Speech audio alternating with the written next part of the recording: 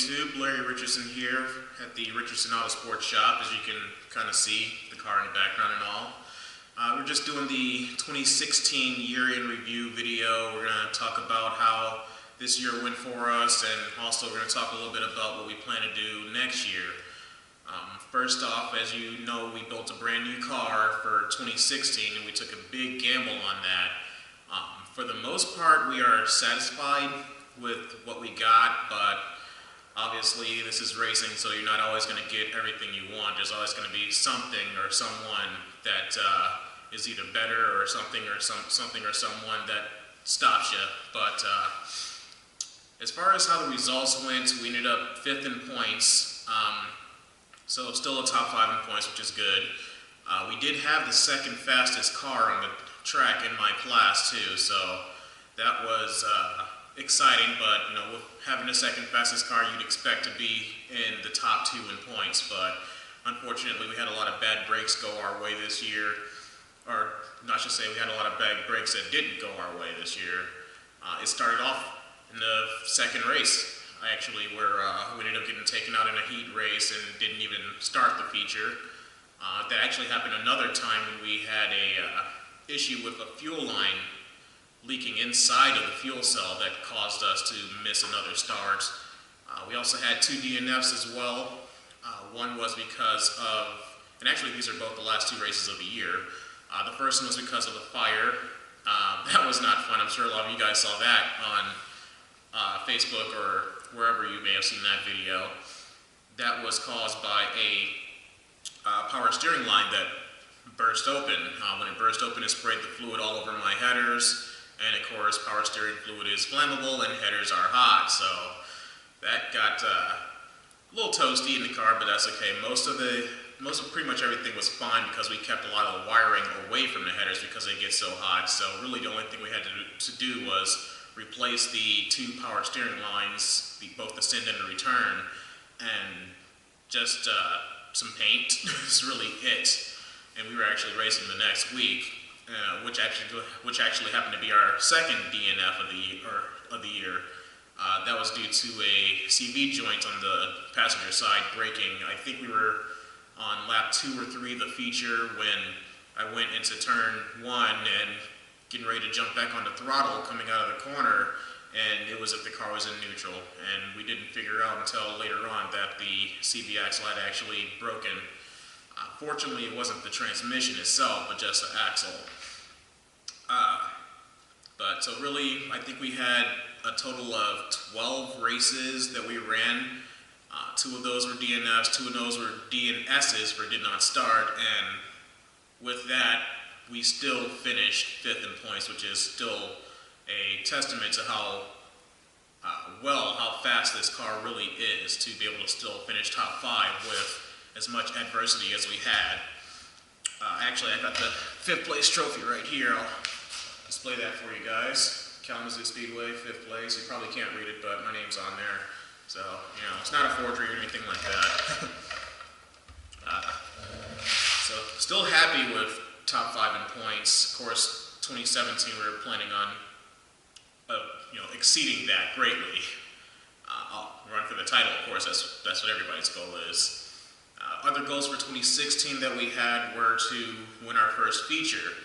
I guess I should have been more specific when I set that goal for myself, because I really meant to win my first feature at Kalamazoo Speedway, and of course we didn't win there at all this year, not even in a heat race. I did win my first feature though, but it was down at M40 Speedway. We really went down there just to test the car because we were trying to figure out what was causing it to be as slow as it was in the mid-season. We thought we figured something else out, and we had a bye week from Kalamazoo, and we decided to just go to M40, shake the car down, see if everything was worked out, and we ended up coming home with this guy. This is a picture of my feature win. We actually did the complete sweep down there. Actually, I'll hold it up some more. We did the complete sweep down there where we set fast time in qualifying, we won the heat race, and we won the feature race. So I guess goal accomplished. We did win our first feature, just not at the track that I was hoping it would be at. So for 2017, that goal is going to be win my first feature at Kalamazoo Speedway. So we'll really try to tighten that one down. Other than that, some other results from the award ceremony. Dan Rigoni won the 2016 Outlaw Cyber Championship. Brock Sweeter was Rookie of the Year. As you know, Brock Sweeter was the 2015 Flip-Flop champion, so he's the Rookie of the Year this year. I believe Ryan Hufford won Most Improved Driver. Best Looking Car Award, which I thought I was a shoo-in for, that actually went to Doug Nelson, which was that pretty little 51 car, the black and red one you guys seen in a couple of my videos. Well-deserved award too. I believe that car was a very attractive automobile, just as hot as mine, but they chose that one over mine. That's okay, I'm not mad at you. Congratulations, Doug. I guess that leads me to really just saying, you know, a lot of my friends won awards this year, so I'm really happy with how it went. I'm not happy with how it ended as far as the season is concerned, but I'm really happy with knowing that I have a stupid fast race car, and 2017 is going to be one to really have to watch out for. Once we get the reliability nailed down and everything, it's going to be a monster. So, as far as the rest of 2016, I want to thank some people. Geek Easy Computers, of course, for being my primary and only sponsor for my entire racing career, actually. And Geek Easy actually going back again for 2017. They picked me up and decided to do a whole nother one-year sponsorship deal for me, which is awesome because racing is stupid expensive. Of course, I want to thank Dan Rigoni, who practically built this car alongside of me. I did a lot of the work, and the work I didn't do, he practically did himself. Doug Nelson is another person that did some work on the car. Who else? I want to thank all the guys that helped crew with me, that ran the pits with me throughout the season. So that would be Bill Bottles, Clay Sharp. We also got some assistance from Jeremy Young and his crew, especially Eric Young, his father. He helped me out a lot with the fuel cell. Sorry, I'm saying a lot, and I'm actually not supposed to be doing that, but that's okay. We also got some help from Chris Bradshaw. We got some help from the Kyra Donald race team. Jennifer came over and did some work on the interior of the car. I think my wife as well, she actually helped me in the initial stages of stripping the car down. She actually rolled up her sleeves and came out and did some work on it. I know I'm forgetting some people, but if I am forgetting you, I do thank you as well. I'm sorry for forgetting you. But a lot of hands touched this car. A lot of people assisted us in getting this thing ready this year. And it's going to be no shortage of manpower necessary to get it going again for 2017. Speaking of 2017, let's kind of roll into what we're going to be doing for the future here. As you can probably already tell, I'm already planning on staying in the Outlaw front-wheel drives for the 2017 season. This may be my last year, depending on how things go. If it's a very successful season, then I'll either be moving up out of the Outlaw class and into either Pro Stock or Super Stock, depending on the financial situation come next year. If I have a very successful year and I don't have the money to move up, then I'll more than likely at least get out of the way so other younger drivers can have a chance to shine as well. So I would take my act regionally. I would just jump around from track to track, most likely run some MCTS races, Midwest Compact Touring Series. Andy Jack runs that program. He's a great guy, and I'd love to work with him some more. So if things don't go as planned, as far as 2017 is concerned, and I have another crappy year, then I may even give it another shot before I decide to move up and out. So we'll see. So that's pretty much my plan right now. If 2017 is good, then I won't be back in 2018 as far as full-time racing at Kalamazoo in the front-wheel drives. Not saying I won't be there full-time racing in another class or not. Or either that or I'd be running regionally.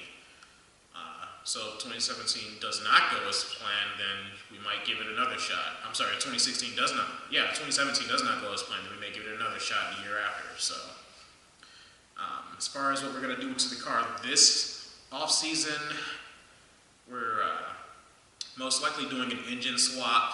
There was a compression test we did at the end of the year that did not actually give me very good results, so I've got some concerns, and I'm going to resolve those by just swapping out the motor. I'm going to do some transmission work as well, because right now that transmission is bone stock, has not been touched from a 99 Grand Am, and we were having some issues, especially towards the end of the year, where the car would not want to shift in and out of gears when the transmission was hot. So we're going to look at doing a full rebuild of that, maybe even replacing it, just to, again, spoof up one of the reliability issues. We're also going to work on doing some more weight shifting. I wouldn't really say weight reduction, because the car right now, as it stands, is only 30 pounds over the minimum weight. So we're probably just going to do more work on shifting that weight around a bit to help better balance the car. Probably going to put a new dashboard in it, because one big issue I had last year was a gauge that would leak onto my foot. It would leak oil onto my foot, and it was really annoying. So we're going to see if we can replace that gauge and also do a better design of the dashboard so we won't have any issues like that. We may even do something different with the paint as well, because well, let's face it, if I don't win anything next year, I want to at least win best looking car. You know, I'll come so close this year. So I'll talk to Dave Hopwood over there at Showtime Graphics and see if he can come up with a plan to make this thing even better, and maybe keep the paint on the nose, because that was really the big issue we had, was doing it with a rattle can on that plastic nose. We could not keep the paint on it. You'd spray it on and it'll flake right off the second you touch it. So other than that, we'll do some work on the trailer itself. Maybe do some more work on the suspension, but I'm not really sure if we're going to touch that yet, because it's pretty much where I want it to be anyway, but we might change out some springs or something like that. Other than that, of course, I already mentioned before, Geek Easy's back as a main sponsor, so the car will more than likely stay the same black and blue white paint scheme. The ratio of those colors might change. Like, it may be fully, like maybe half black, half blue. You know, the top half being one color, the bottom half being another. So the streaks you see on it right now, they might be different, or they may not be there at all. So we'll see. It all just depends on what the finances are like come closer towards the season. Of course, I want to get the engine swap done and the more important stuff done before we really focus on changing out the paint scheme or anything like that. So other than that, that's pretty much it. We're going to try to keep some more of these videos rolling in as we progress through the changes of the off-season here. We're going to also see if we can get in contact with a couple other shops and do some more shop visit videos for you guys.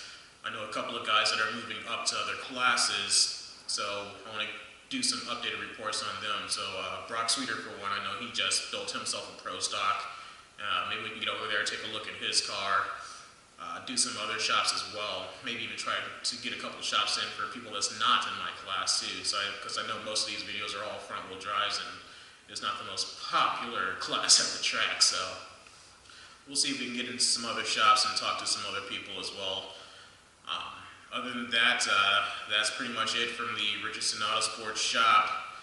We will be staying in contact, maybe one video a month, something like that. So you can still look forward to hearing from me and seeing me and everything else. Just remember to like, share, and subscribe to all my videos, because it really does help us out a lot, especially getting exposure from my sponsor.